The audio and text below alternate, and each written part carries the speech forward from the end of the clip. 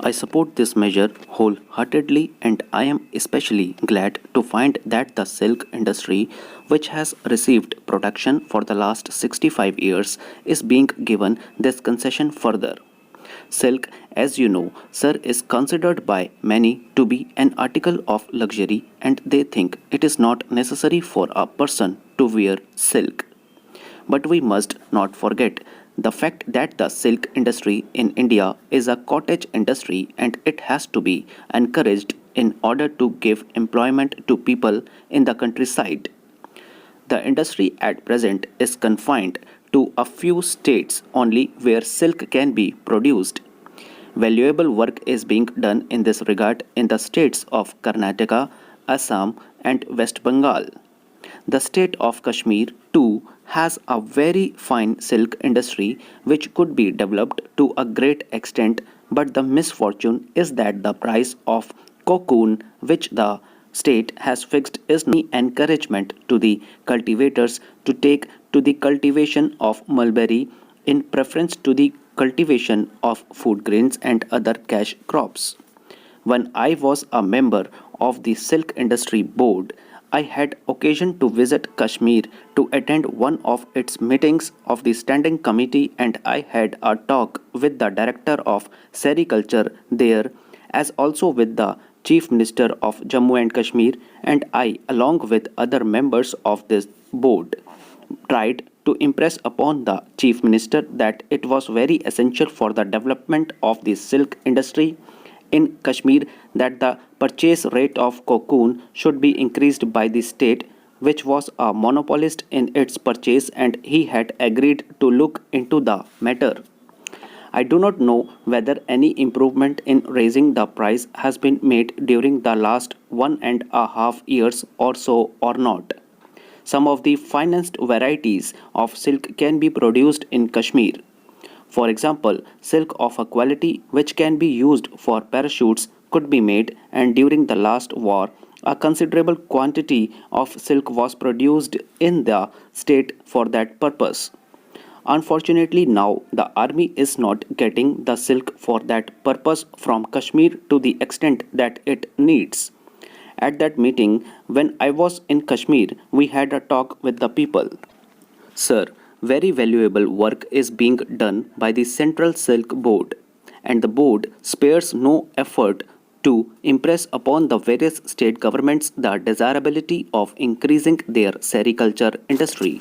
In fact, the amount which the central government has placed at the disposal of the Central Silk Board for the industry in the 11th 5-year plan is a very handsome amount of rupees 500 crores, and much can be done in that amount if only the states which have that industry or the possibilities of it could be persuaded to take greater interest in its expansion.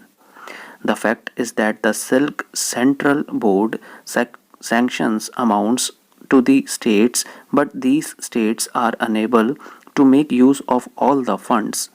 On enquiry, it has been found that their main difficulty is that they had not sufficient personnel at present well trained for that kind of work, and consequently it is not possible for them to develop the industry to the extent it is desired. Recently, various institutions for training have been established in the states under the aegis of the Central Silk Board, and people are being trained and they are being sent out.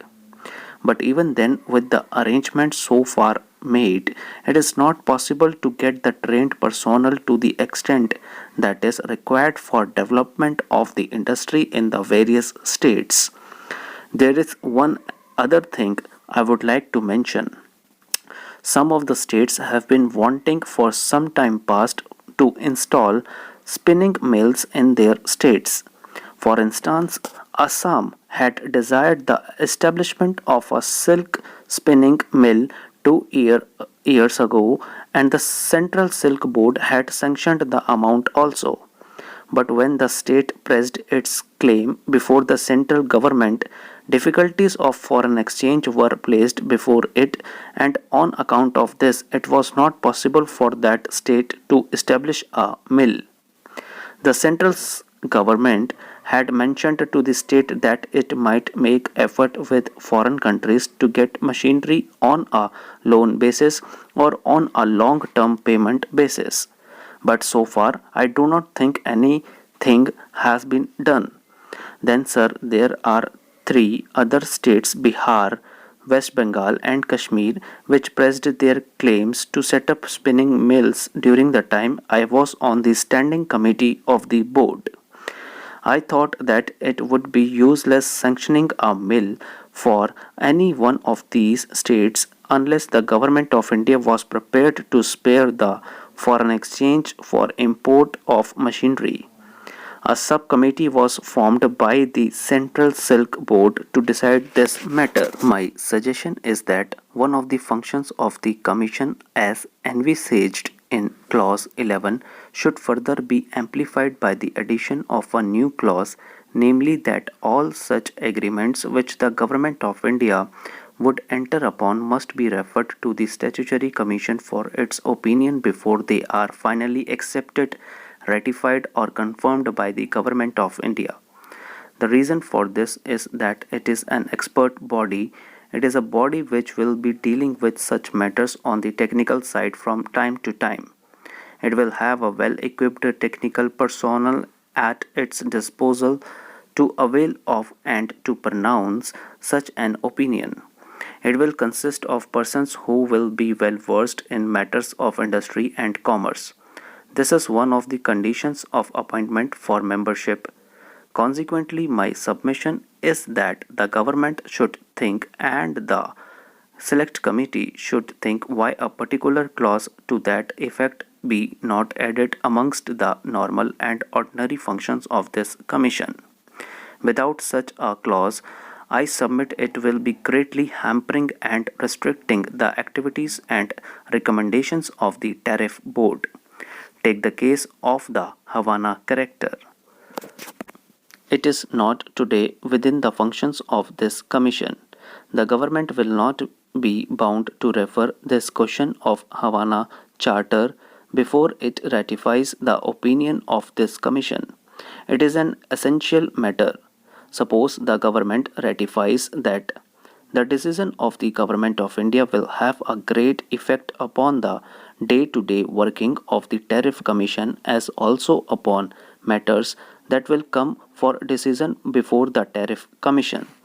Now, sir, the Physical Commission by its majority have recommended that this Havana Charter may be ratified. Though it is not an occasion for me to enter into the question as to the merits of this proposition, I think it my duty that the view expressed by the majority is entitled to the greatest respect at our hands, but still it is a view which must be accepted with the greatest caution. We are an exceptionally underdeveloped industrial country and we have to see what advantage we will have by ratifying the Havana Charter.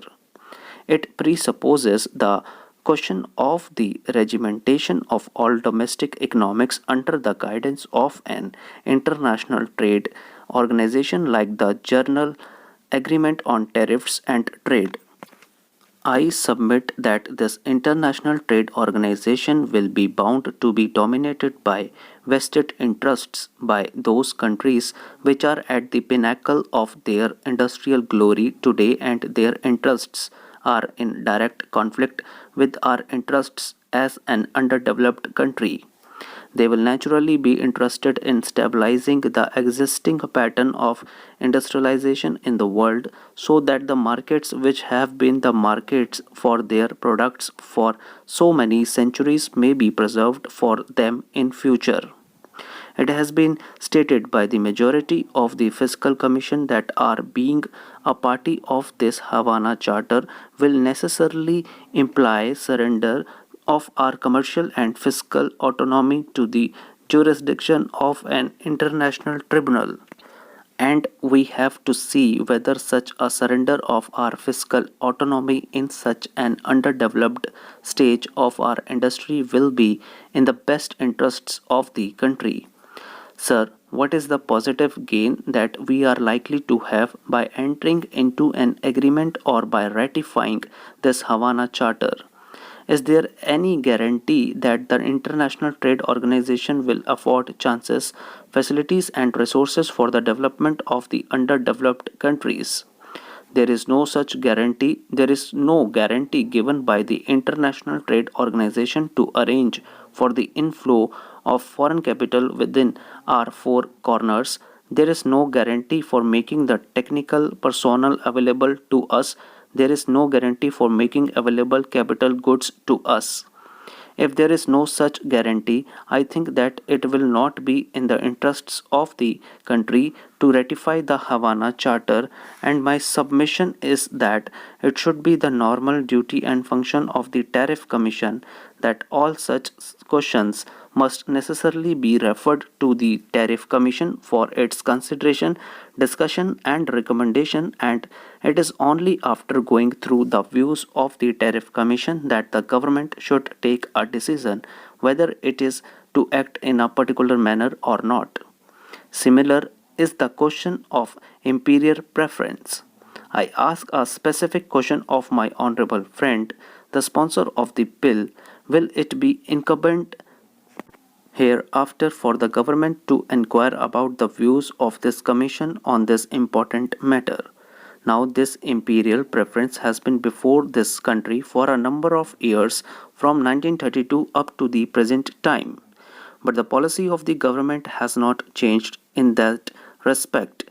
I say it is a humiliation, a stigma on our commercial autonomy, and the sooner it is brought to an end, the better it would be.